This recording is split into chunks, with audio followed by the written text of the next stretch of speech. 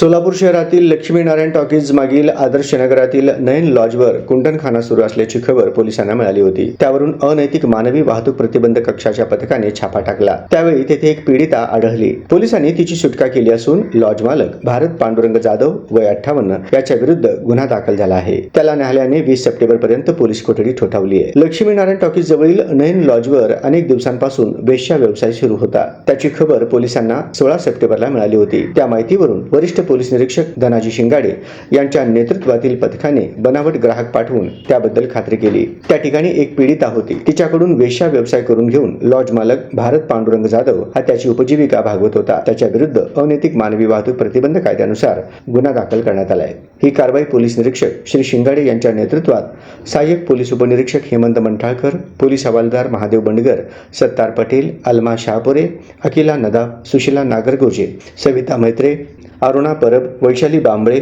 सुजाता जाधव, उषा मळगे, सीमा खोगरे आदींनी पार पाडली।